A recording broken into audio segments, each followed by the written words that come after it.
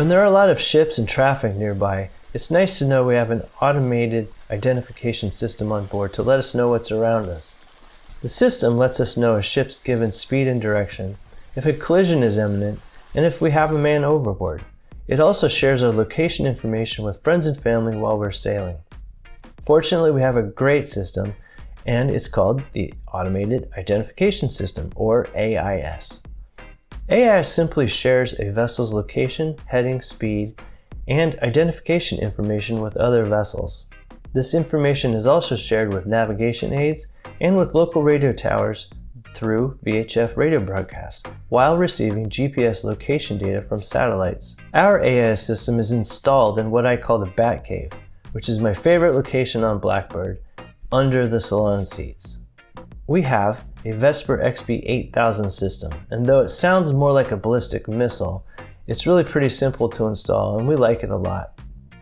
The first cable going into the XB-8000 comes from the Vesper antenna splitter box and is labeled AIS.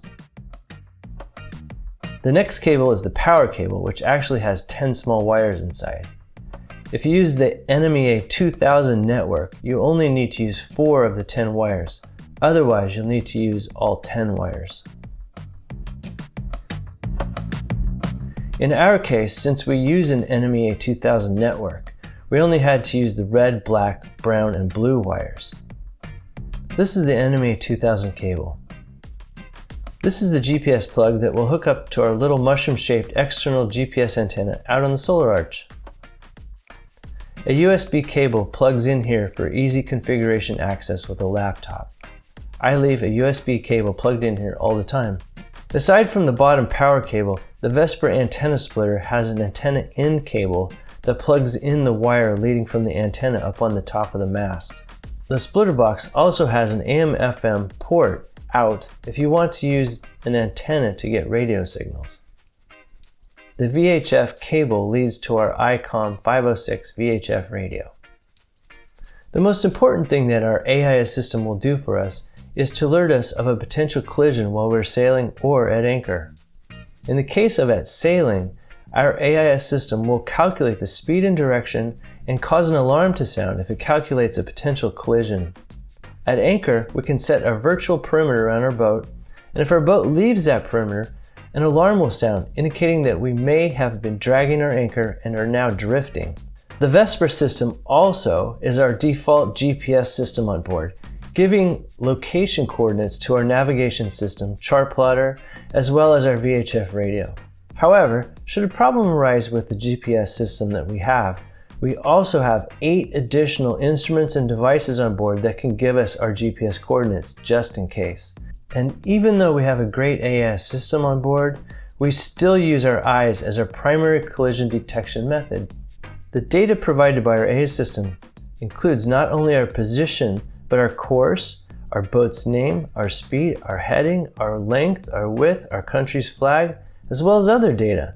All this information can be displayed on other boat screens too. This information can even be displayed on your computer screen. For example, if you navigate to marinetraffic.com and search for Blackbird, you'll see a list of vessels named Blackbird. Our boat is the Blackbird with the subtitle Sailing Vessel from the United States. If you were to do this right now, you'd see a live update of our location and you could see information about all the vessels around us here in Greece. And hey, if you do go find us on Marine Traffic's website, maybe consider bookmarking our page so you can easily find us again. I think it's pretty easy to get sucked into this site and spend several minutes looking at boats around the world. If you want to see something really cool, zoom out and take a look at the entire Atlantic Ocean, or pick your favorite spot and see what boats are in the area. We see the same data that you do on your computer with our multifunction device, particularly the vessels around us. Configuring the AIS unit was pretty straightforward. We launched Vesper Software, and after plugging in the USB cable and selecting the connection port, we saw the serial number was already listed, as well as the unit's other information. We had to input the boat's length and width and some other simple boat data like the distance from the bow to the GPS antenna. There are Wi-Fi features in the Wi-Fi tab, like using the unit as an access point. The NMEA tab also has some simple configuration choices that you can make. The I/O page lets you pick what the button provided with the unit does, and for us, we use it to silent the alarm, and it's mounted at the nav station. The GPS tab shows GPS-related data and signal strength, and the firmware page does what you'd expect. The serial data tab shows live scrolling data created by the unit. It wasn't all about electronics for us this week. We also took the time to visit the Monastery of St Patapio. This is actually a monastery for women, and it's only about 14 miles outside of Loutraki. I just remember the endless stairs. It seemed like we went up 100 or more stairs, but the view up there was spectacular all along the stairs. The monastery is about 700 meters, and it's actually built right into the mountain. It was a bit hazy that day because everyone's burning their olive branches before the burn ban was up. Yeah, so the view was a little bit hazy, but it was amazing. It was just stairs and more stairs. Once inside the monastery walls, there's a nunnery, this cave where they have the relics of the saint, and a small church. This plaza was wonderful. It had this really old pine tree in the middle and this huge, enormous platform view that you could see forever.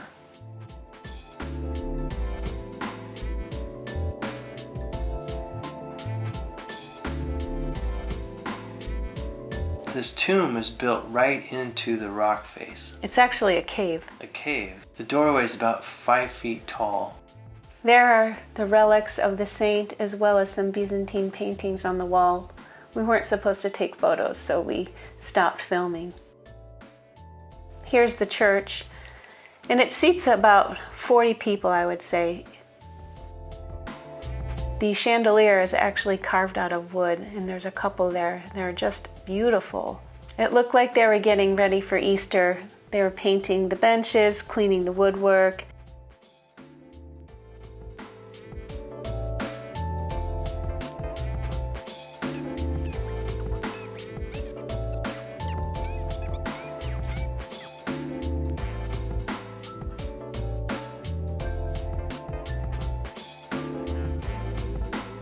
I thought Guy was going to get us thrown out of the monastery. I knew what he was thinking. He was going to try to ring those bells. I really wanted to ring the bells, but I did tap them to hear what they sounded like. Hey everyone, if you liked the video, please don't forget to like and subscribe. And also, please leave your comments and questions below. We'd love, love, love to read them. We'll see you again on Sailing Blackbird. Bye.